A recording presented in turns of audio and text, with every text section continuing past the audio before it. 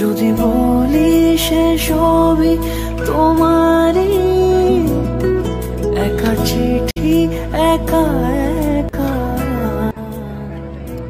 আর চলে এসেছি আমরা চাপড়াতে রানাঘাটে, খুব ওভার হাইপ যেটা ফেসবুকে, এখানে তো ফুল কিনে নিয়েছি।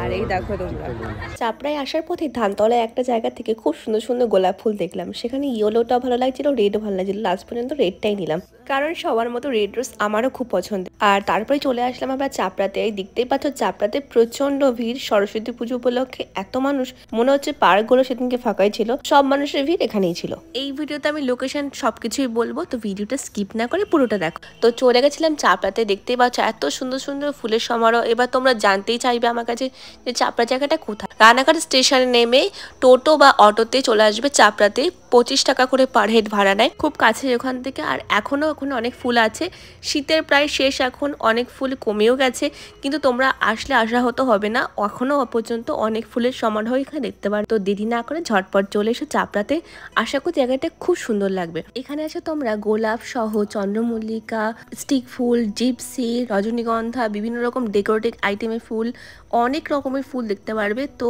এখনো শীতের শেষ হয়নি, তোমরা আসলে এখানে ঝটপট চলে এসো, অনেক অনেক সুন্দর সুন্দর ফুল দেখতে পারবে। এখান থেকে তোমরা ফুল কিনতেও পারবে চাইলে। এখানে ঘর সাজানোর আইটেমে অনেক ফুল পাওয়া যায়, আবার সবাই মাথায় এখন ব্যান্ড দেয়, সেই ফুলগুলো পাওয়া যায় খুব অল্প দামে। 60 টাকা করে এই ব্যান্ডগুলো পাওয়া যাচ্ছিলো, বেশ সুন্দর লাগছিলো। কিন্তু আমি গোলাপ ফুলটা ধানতলা থেকে কিনেছিলাম, কিন্তু এখানে গোলাপ ফুল পার পিস 5 টাকা করে, তোমরা এখান থেকে কিনতে পারো। কিন্তু অবশ্যই তোমাদের কাছে একটা রিকোয়েস্ট, তোমরা যারা যাচ্ছ ওখান থেকে প্লিজ ফুল ছেও না, ওখানকার কৃষকদের খুব ক্ষতি হয় এতে।